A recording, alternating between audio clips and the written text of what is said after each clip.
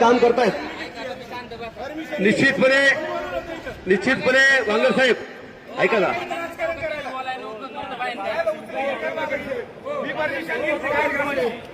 ऐका 2 मिनिट वांगर साहेब ऐका. राजकारण करायचं अजिबात नाही. हो ऐका, मी शेतकरी म्हणून बोलतोय, संघटना म्हणून बोलतोय. वांगर साहेब ऐका ना 2 मिनिट ऐका ना. ते वाद बाजूला ठेवा.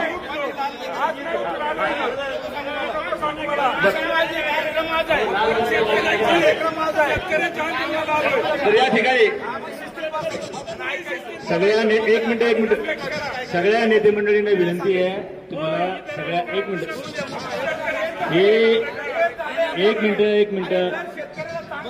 असते ना.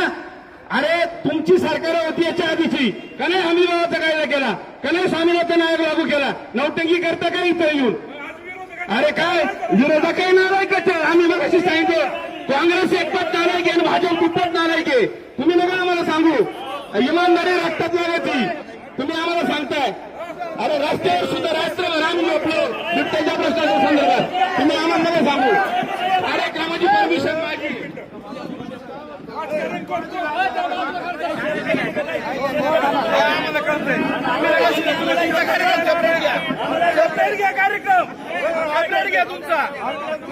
तुमच्या कार्यक्रमाला आलो का मी? तुमच्या कार्यक्रमाला मी आलो का? कार्यक्रम माझा आहे. कार्यक्रम माझा आहे. कार्यक्रम शेतकरी म्हणून आहे.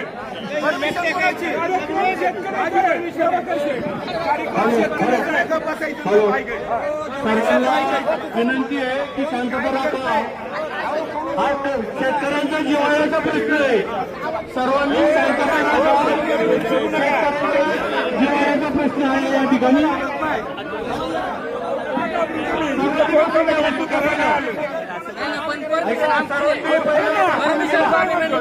आम्ही कुठं नाही म्हणतो. या ठिकाणी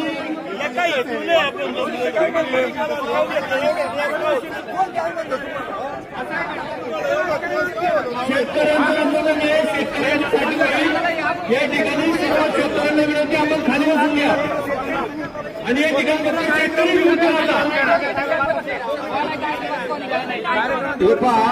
वरील आदरणीय सभापती विजय शिंदे पाटील यांनी सांगितलं होतं की आम्ही शांततारी आंदोलन करणार आहे.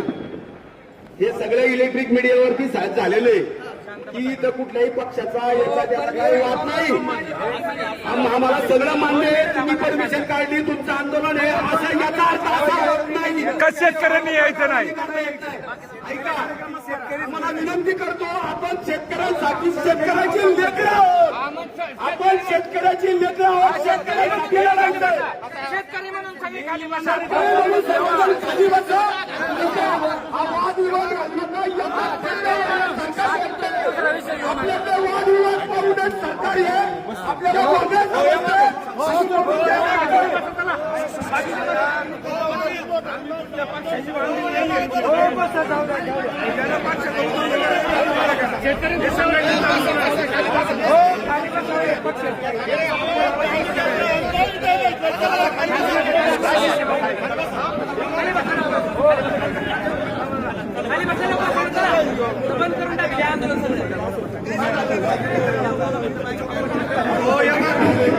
हे बघा, आपण सगळे शेतकरी हे शेतकरी बोलायचं.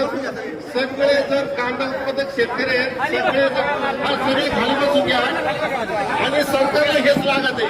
आपल्यामध्ये पार्टी झाली पाहिजे, सरकारला हेच लागत. खाली बसा साहेब, खाली बसा. आपण शेतकरी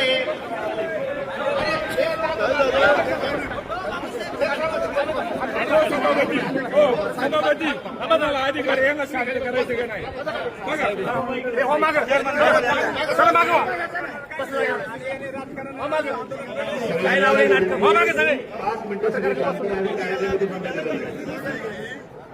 सगळ्यांना विनंती आहे की शांततेने आपला लढा हा शेतकऱ्यांच्यासाठी आहे. आपला लढा हा शेतकऱ्यांच्यासाठी आहे आणि आपापल्यामध्ये आपण वाद करत असलो खऱ्या अर्थानं सरकारला तेच पाहिजे. त्याच गोष्टी जर तुम्ही करणार असेल, मला सगळ्या शेतकरी